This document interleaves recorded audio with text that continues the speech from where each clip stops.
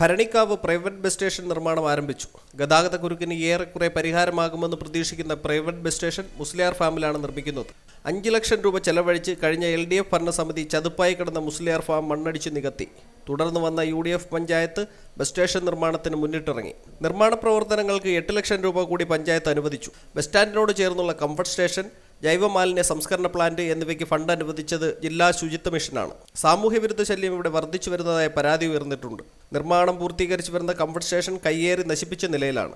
അടുത്ത മാർച്ചിന് മുമ്പായ bus station നിർമ്മാണം പൂർത്തീകരിച്ച് നാടിന് സമർപ്പിക്കാൻ കഴിയുമെന്ന വിശ്വാസത്തിലാണ് ശാസ്താംകോട്ട പഞ്ചായത്ത്.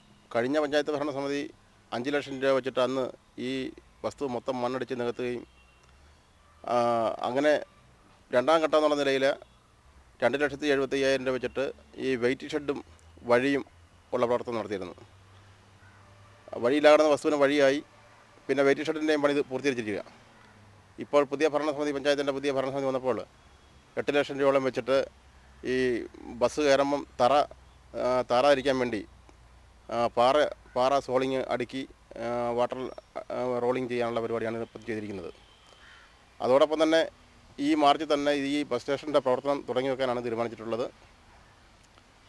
ബസ് സ്റ്റേഷനുമായി ബന്ധപ്പെട്ട് അടിയന്തരമായിട്ട് ഭരണിക്കാവിലെ ഗതാഗതക്കുരുക്കിന് പരിഹാരം കാണുന്നതിന് വേണ്ടി ഭരണിക്കാവിലെ ട്രാഫിക് പ്രശ്നം, വണ്ടി പാർക്കിങ്ങും കാർ പാർക്കിങ്ങും ഓട്ടോ പാർക്കിങ്ങും ഒക്കെ വളരെ ഗുരുതരമായ പ്രശ്നത്തിലേക്ക് നീങ്ങിക്കൊണ്ടിരിക്കുകയാണ്. അതിൻ്റെ അടിസ്ഥാനത്തിൽ കമ്മിറ്റി എടുത്ത തീരുമാനത്തിൻ്റെ അടിസ്ഥാനത്തിൽ ഈ മാർച്ചിൽ തന്നെ പണി പൂർത്തീകരിച്ച് ബസ് സ്റ്റേഷൻ്റെ പ്രവർത്തനം ആരംഭിക്കാനാണ് തീരുമാനിച്ചിട്ടുള്ളത്.